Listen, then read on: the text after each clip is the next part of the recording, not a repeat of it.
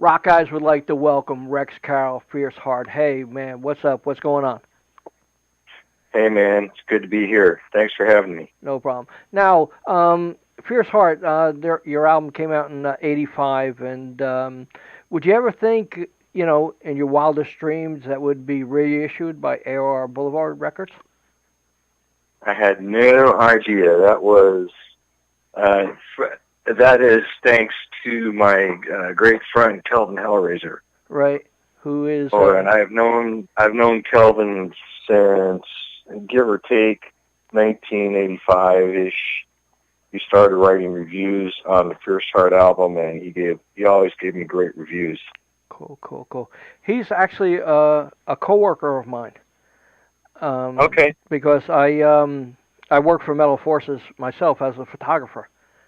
And he did a bang-up interview for Metal Forces. I loved it. Cool. And then he followed me around when I did my other bands, when I did Whitecross, and he has stayed in touch faithfully over the years. And he had some cassette demo tapes that I had mailed to him back in the day.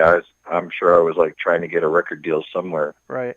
So I was just trying to get music out, and he got in touch with me on Facebook and goes, "Well, let's put together a new record, hey, shall we?" With his London Cockney accent. And so we did. He was working for AOR BLVD, and I said, "Can we do a reissue?" And I said, "You can do a reissue only on one condition. I've seen the bootlegs of the Fierce Heart album, and they're terrible." Right, yeah. I said, I want to have the ability to just kind of monitor the quality control, which I did. I touched up, did some very, very, very gentle remastering, because what was like commercial standard in '85 is much different. Right. Now that's a long time ago. So I just raised the level, but I didn't want to mess with it too much because the original sound of the record, that's the sound that people know. So just tried to put that into a format that'll work a little bit better for the CD. And I was also able to collaborate with the artwork and have a shot at the liner notes. It was great. It was exactly what I wanted. So I'm thrilled to pieces. Cool. With that album on the AOR version. Right. I'm great. It's great to me. Right. Now, you did Whitecross, you did King James, and you also did Revival with a very good friend of mine, Jamie Rowe. And is that finished now, Revival, or is it going to be more coming from that band, or not really? Well, speaking openly, we had ideas about doing a tour, like a short tour as a Revival band, and then coming out with an all-new mainstream band with a new name and going for like kind of a southern rock and roll kind of thing. Right. But the whole thing actually derailed a bit. We had a manager who that we signed on with who didn't do anything for us. And everybody in the group was kind of a touchy situation. I did all the recording at my studio, which was something that I wanted to do on the one hand, and on the other hand, we really didn't have much in the way of budget, and so it was also good for the band. But then a couple people didn't like the way that the mixes were coming out, and so at that point I said, well, I did everything that I could. Right, yeah. So, obviously I'm not like not using my best effort. So I offered to say, well, hey, find a studio in Nashville, since you guys live down there, and I'll just send the files down there, and it's like the recording is fine. Let somebody else mix it. Right. Yeah. Oh no, we can't do that. Just go ahead and finish it. It's too late. And at that point I was kind of scratching my head a little bit, like, well, yeah, never too late. Right. There's no timetable. It's done when it's done. If we go back to the pledge campaign and tell people, hey, we're having to do a remix here to fix things, to make it to where everybody likes it. So they didn't want to do that, and they didn't like what I was doing, so they just said, I'll just go ahead and finish it. And so I did, and that's, after that, I just kind of like, well, all right. I got a little bit, I'm right at the moment, I'm a little bit frustrated. Right, yeah. With the progress of it, but it is, I think it actually came out pretty well. Right, yeah. So if there's some demand for it, then maybe we'll take it to the next step. That's great, man. But at this point, I'm working on my own projects. Right, right. Will there be any more from Whitecross? Whitecross is a band that just the fans will not let it go away. Yeah, I know. The fans have forced Whitecross to go on despite all the wars between myself and Scotty. And every time I've slammed the phone down and said, that's it, no more. Right. Then like a couple months later, hey Rex, we have these gigs down in Guatemala that we have to do. Right. Yeah. Okay. Well, all right. So then we go and do the tour again. Great. So the popularity of Whitecross seems to be more outside of the United States. I think a lot of people in the United States want Whitecross to play, but nobody seems to be willing to pay very much for a concert ticket. So. I don't know what the viability is. I know it'd be a lot more viable if Whitecross had a new album out, but I've made myself available to that. I've kind of put it to the guys like, hey, if somebody is willing to lead the way on a new album project, I'll go along with it. Right, right. So that's actually kind of a big step. But then, of course, the other big step is trying to get the lead singer to come on board with realistic expectations. Yeah. I know it's not easy, especially, like you said, in the United States, it's not just Whitecross, it's all bands that are, ticket sales are depleted. Oh, yeah, it's terrible everywhere, and it's like, the digital era is here to stay. There is no going back. Right, yeah. Because believe me, I would vastly, as an artist, prefer, I love it. I actually love it when I have the record company calling me on the phone, Rex, so we're thinking we want to fly you down to Nashville, and we're going to wine and dine and, put you up in a nice hotel, and we're going to talk about the new album and blah, blah, blah, and that you enjoy the lifestyle. Right, yeah. But that era came to a close, and, it's all digital. Any kid who has a computer and a microphone can say, I'm a studio. Yeah. And kids are making records right in their garage, and the scary thing is a lot of those records sound really good too. So can't take anything away from what people are doing, but there's something.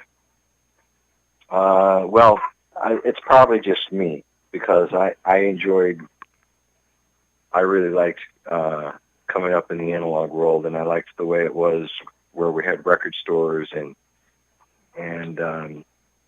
you knew that you're going to ship 20,000 records on day one. Right, yeah. And just do the math, at $10 a copy wholesale, boom, there's $200,000 in the bank, and you didn't spend that much on the record, so pretty soon you're into a position where the record company has to pay you royalties. Right, yeah. And I like being in that position. Right, but I don't like spending thousands of dollars to make a record in hopes of selling like 150 copies. Right, yeah. That's not really any fun. But that seems like the basic now almost. Yeah. If you could sell 150, I'm not saying you, I mean a lot of artists, they're happy with 50, but I mean, yeah. First, an album is almost like a lost leader just to get people to come to the show or something. Right, right. So when you were contacted by Andrew McNeese, to do Melodic Rock 5, and the opening day, and he said he wanted Fierce Heart, what was your feelings? I love this. Uh-huh. This is, I'm status-wise, I don't have the same status as like Don Dokken or some of the other people who come out and play in these festivals. Right. So it's a great opportunity for me. I want to come out there, kick ass, do well, take names, make friends, meet people, and network the hell out of it. Right. Yeah. I can't wait. I'm ready. My site, RockEyez, have been to every one of Andrew's shows so far, and I'm telling you, that's great. It is perfection. I mean, the guy puts on a great show, the attitude, the feeling, the warmth, and the bands. I mean, you couldn't ask for more. You couldn't ask for more. Have they always done it at the home bar in Arlington Heights? No. Because they did it there like 2 years ago, right? Right, right. Yeah, I was at that one because that is actually, I'm a Chicago-based guy, so that's actually kind of, it's not too far from where I live, so I actually came down to that one. Yeah. No, there it was great. 2 other venues Andrew used, but Home Bar seems to be like the place now. It's comfortable, easy to get to. Right, it's easy to get to. Right. Yeah, it's a really nice venue. Right, yeah. So I enjoyed it. I mean, everyone he put on, I enjoyed. And it's great that he mixes up the bands, and I think everybody just has a family feel there when the shows goes on. Well, it's a community. Excuse me, I'm sorry, my phone was ringing in the background there. No problem. It's a community of people who like, exactly as the name says, melodic rock. Uh-huh. And back in the 80s, the music that we all played was called heavy metal, and today, not even nearly close to heavy metal. Today I think people just call it classic rock. Yeah. So, wow. I don't know what that means. Maybe we're all getting old. I don't know. Yeah.